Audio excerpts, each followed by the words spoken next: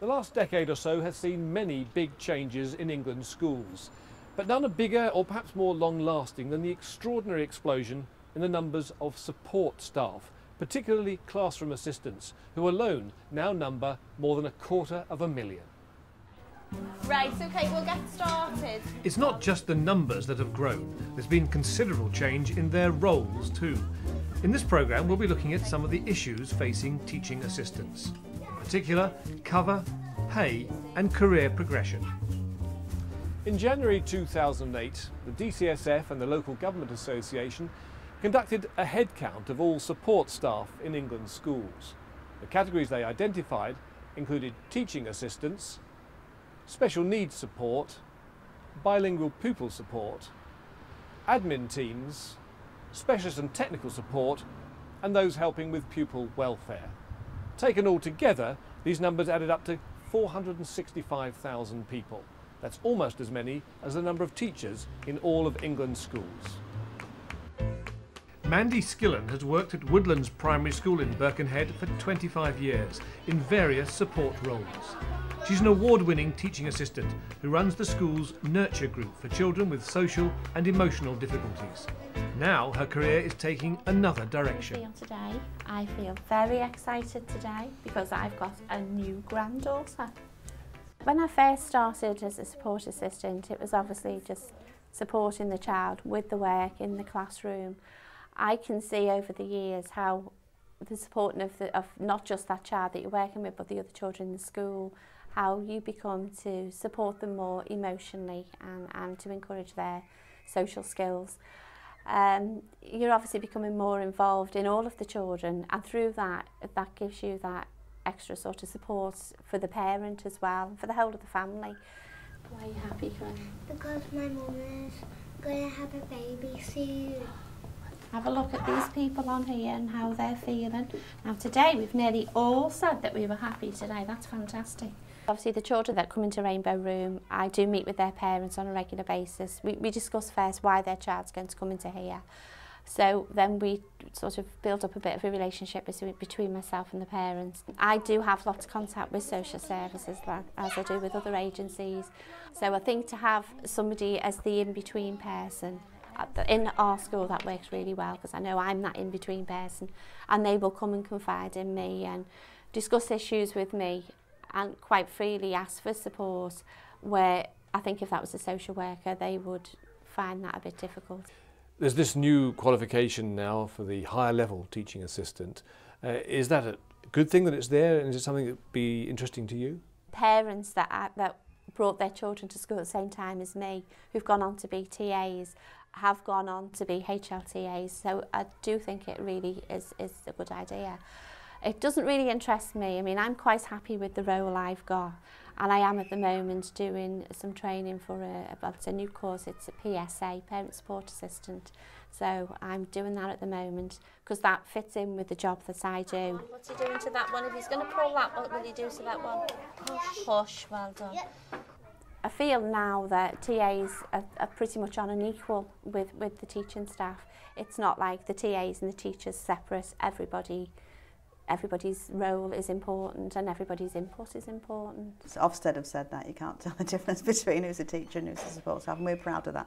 Should there be entry qualifications for people going for teaching assistants jobs? We had entry qualifications, we wouldn't have the support that we have, particularly with our younger children, with our bilingual children, our children who come in speaking only Bengali.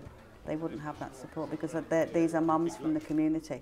So it sets them going once they start coming in to help the children, then when we can get them on to qualifications and take them further. We've just seen Mandy working on her own with her group, no teacher in the room. No, she's got to go. I mean, you would almost think if you're an outsider, this is a teacher.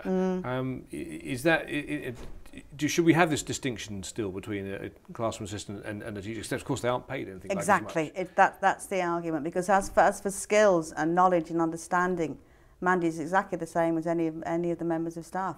She knows exactly where those children are, where they need to go, how she can help them, how she can alter the curriculum to meet their needs, all of those things that you would expect from a teacher.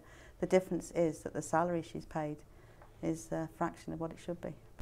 That's the one issue that really worries us, because the remodelling agenda has been of benefit, has been quite a mini revolution for support staff, particular teaching assistants. What hasn't kept up with this is the whole question of pay. Staff are not really paid at the level that we feel that reflects their work and their responsibility.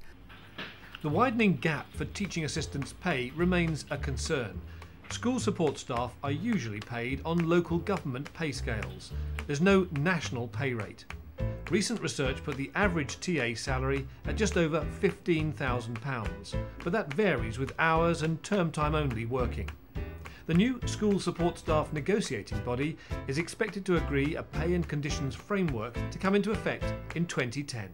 There's never been a problem to pay the teachers' pay deal because it's been statutory. And because pay for support staff has not been statutory, schools were able to cut money. And so that's why the school negotiating body will have a statutory underpinning in the same way, so that a pay rate will have to be paid in order to stop undermining the or using the goodwill of support staff. You know, it is hard work, and emotionally as well. It really is hard. It is very rewarding, but I'm sure we'd all agree to more pay. I don't think what I'm expected to do is to the same level as a teacher. It's definitely not as much planning, preparation, marking and things like that. So therefore I'm quite happy with the level that is at. But I do think you've got to have other reasons to want to do it. You've got to want to take on those extra responsibilities and be keen to develop your own role yourself. I think that would be the main incentive for doing it. With new roles such as higher level teaching assistant and parent support assistant, it seems career opportunities are opening up. Many support staff look for career development in schools, and there are increasingly opportunities available to develop your career, either as a member of the support staff or as becoming a qualified teacher yourself. Staff going on to high-level teaching assistant status will know that they have increased responsibility. They're able to work with whole classes as well as individuals and small groups, and they develop expertise in a particular subject area or working with children of a particular age phase. Cover supervisors are normally employed in secondary schools to provide short-term cover in the absence of the regular class teacher. They issue work that has been set by the class teacher and make sure that pupils stay focused and on track and manage the behaviour in the class. Others may decide to progress their career into teaching, and they will need to achieve a degree in order to do that, but there are increasingly routes available, work-based routes towards achieving qualified teacher status. Make sure you two at a table facing the whiteboard for me, okay? So, Katie, there are now more than 15,500 higher level teaching assistants in England's schools. They provide specialist support to pupils and small groups, and in secondary schools they're often attached to a particular subject. now think about your chances of getting higher or lower. That's how they do it here at Prenton High School for Girls in Birkenhead. So what we're seeing here is Paula Davies, a higher level teaching assistant who specialises in maths, helping out in this lesson. Using those prompts, I don't want to say anything else apart from that. Try and spot as many mistakes that you think they've made in that data and mark it. Okay, get cracking, couple of minutes. You were laughing at both boy and girl. Yeah. I see now. We saw at the start of the lesson you were actually beginning on your own before the class teacher was here. Is that a normal thing for you to do as an HLTA? As and when, really, it just depends on how the plan of the lesson goes, and what particular thing we're trying to cover in that lesson and how that fits in. So it can change from day to day, week to week. Is it more satisfying being a specialist? It's different. It's very satisfying being in SEN as well, because there's obviously lots of different aspects to that you can work with, but it's definitely given me more scope to develop my role in other ways. Things like I've done a parent workshop, a numeracy parent workshop that I wouldn't have done I was just still in SEN. Will you be involved in planning the lessons, or is that something that's already been decided and you'll just come along and find out what's expected of you? Obviously time-wise that can have a huge factor. That's a huge factor related to lesson planning things. Obviously I will discuss with people as much as possible, but in general the teacher would plan their lesson and maybe ask my opinion on things. I do have a little group that I do myself, so obviously I then plan and prepare everything for that particular group as well, a Year 8 group. And from the learner's point of view, what's the advantage of having an extra adult, a specialist in the classroom? How do they gain from it? I think obviously they gain hugely from having TAs in any of their lessons at any level really, but with having it, now that I'm a maths specialist, I can go through from the lower groups right through to the higher groups. I think that's been a big difference. There's 3 A3 sheets, but if you turn one of them over, one of them is... Now that there are many more skilled teaching assistants and HLTAs in schools, could they be required to step in to cover? From September 2009, new rules mean teachers should rarely cover for absent colleagues. There are 23,000 schools out there, and everybody will want to make their own arrangements. And that's why we've been very keen to get guidance out, very clear guidance, how we see these arrangements operate. And the guidance very clearly says that cover for short periods can be done by teaching assistants who are working at a level 3, if you assume a 4-level career structure. So they have to be experienced, they have to have certain training, certainly in behaviour management, and they need to agree to that role. Do you use your teaching assistants for cover for teachers at all? We don't use them for cover, no. We have separate cover supervisors who have a specific role for covering absences.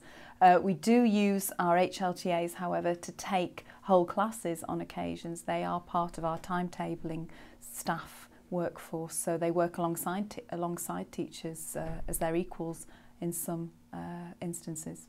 We use our HLTAs for any cover because the children know them, so they're not going to start playing them up. The HLTAs are extremely skilled. They know the children, they know where to take them, they plan. In fact, one of them is taking responsibility for teaching French. That's what she does throughout the school. That's her PPA when she's in, she does French. So it works well. It doesn't replace the teacher. I know we have some of them taking classes, but we target that specifically. So they might be a very gifted class or a very needy class with specific learning needs, and we wouldn't just timetable them in any old lesson for any old subject. Many years ago, one education secretary talked about recruiting a mum's army of helpers in schools. That went down like a lead balloon, but since then there's been an explosion in the numbers of classroom assistants, and they've been put on a much more professional footing. But some say there's still a need for issues like pay and conditions to catch up with those changes.